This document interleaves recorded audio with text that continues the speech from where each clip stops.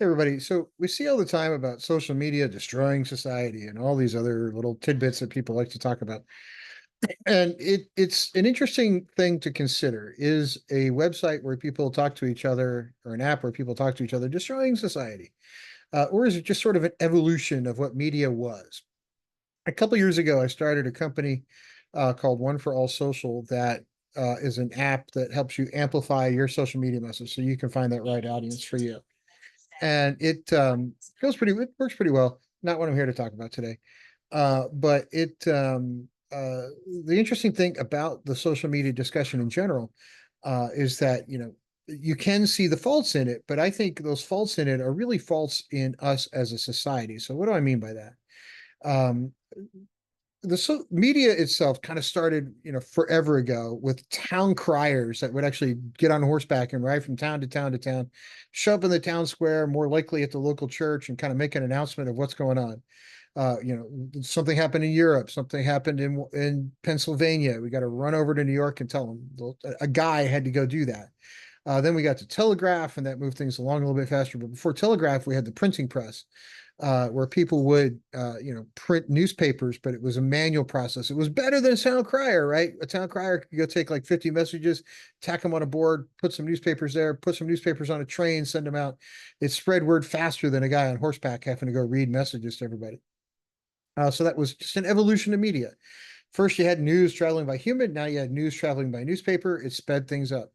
Uh, Printing presses have undergone evolutions themselves. Some they've gotten faster over the years. They've gotten automated. They've gotten instant. You've got it where now you can print a newspaper that was written in New York in Los Angeles 20 minutes later, right? You could send the print job over and boom, next there you go, Bob's your uncle.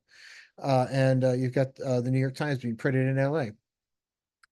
AM radio, right, was invented. That sort of was another way for people to spread news. And again, media took an evolution. Then we have, of course, the nightly news. And these guys come on the news. We got 19 different 24-hour news stations that come on every night and tell you about, here's what's going on. Here's what I want you to know. Here's all the news that's fit to discuss. And then we bring us back to social media. So why do I think social media is not really, going to destroy society? Everybody says, well, yeah, there's a lot of disinformation. There's a lot of people that spread info out there that's not real. So did town criers. So did the news. So have magazines. So has radio. So has the nightly news. Propaganda exists. News has gotten it wrong before, where they said, "Hey, this happened," and it really didn't. There have been certain big media wigs out there that have just kind of made stuff up on occasion, and those guys are no longer employed, and that's cool. But social media allows us to transfer that information quicker. And one of the things I find interesting about it is like when the Boston bombing happened at the marathon. I heard something was going on at the bombing first on Twitter, or at the marathon first on Twitter, and it kind of sort of broke. There was something going on.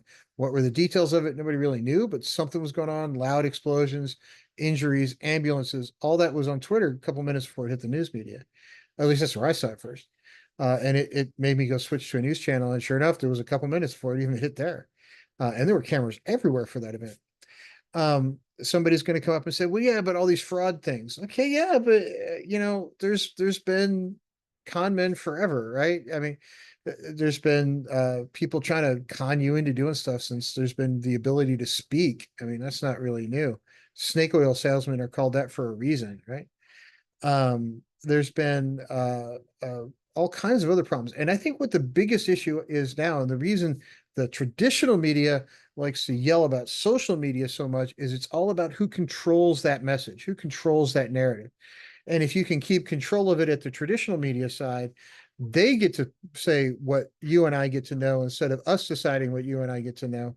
And that control is held at a higher level. And who wants to help them control those things other than people that can use the media to manipulate things in their favor, whether that's a large corporation who can just buy tons of advertising, whether that's a politician, whatever it is, it's all about control.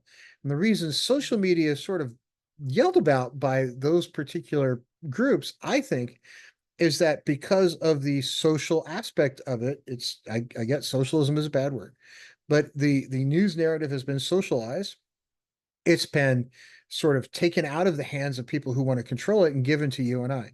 Now, what would make social media better is if people would stop trying to throw bullshit against the wall, right? Let me just make stuff up and tell it to you, right? Let me just sort of say, oh, this person said he wanted to go do whatever. And, you go look it up and that person really didn't say that. That was just sort of made up.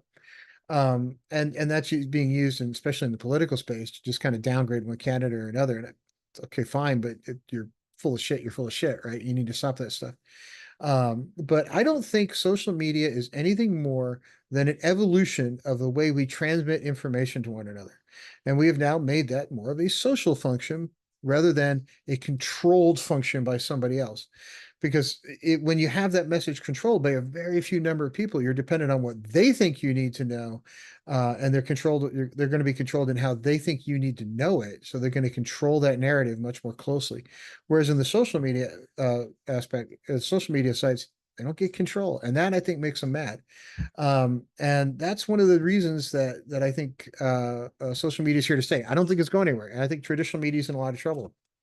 The difficulty is, how do you get heard above the noise? And that's one of the reasons I started my company, which works pretty well for that. It's 048.com. But the point is, when you see these people railing against it, consider that source. Consider who is saying it's evil. Consider who's saying it's wrong. And consider what they might have to lose if it becomes sort of the go-to place.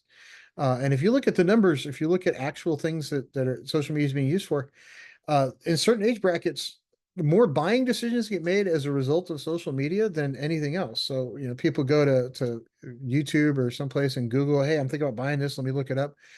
So they YouTube it, right? See what's going on over there. And then they make a decision.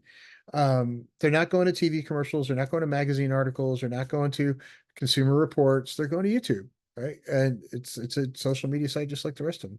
They're going to TikTok on occasion, Instagram, to see what people say about it, see what actual people say about a product, rather than trying to go trust some advertising guy that puts something together on a TV commercial. And I think that's a wonderful thing because we get real feedback. That's a double-edged sword. So it comes with some responsibilities. It's also, you can bomb a particular show before it even came out. So pick your favorite show, doesn't matter. Whatever streaming series it is you're into. You can create enough social media buzz to either lift it, or you can create enough social media buzz to destroy it if you've got big enough and enough accounts really pounding the show one way or the other. So it is a double-edged sword. So it comes with responsibility as well as great power. And I think one of the next evolutions you're going to see in social media is the ability to give sort of a truth meter on the bottom of something that's in there. I don't know if that's a good thing or a bad thing. It's at least going to be a thing. But I would urge you that while social media is still kind of young as compared to the rest of them, it is here to stay. It's not going anywhere. It's not, just contrary to popular belief, it's not going to leave.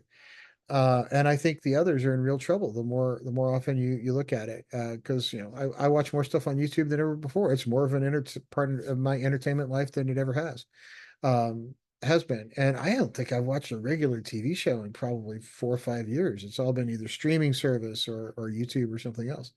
I think I tuned in and watched a couple of football games. That was about it.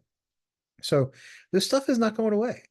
But with great power comes great responsibility. So I urge everybody to remember that it is a very powerful tool. It is very important to how we interact with each other.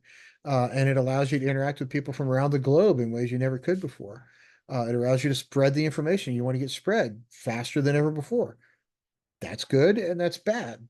But if you think about it, regular media has that same problem. So I hope everybody, if you disagree with me, I'm sure I'll hear from you in the comments. If you agree with me, I'm sure I'll somewhat hear from you in the comments. But everybody have a great day and think about these things. I think it's not going away, and I think it's much better than the alternative. Everybody have a good one.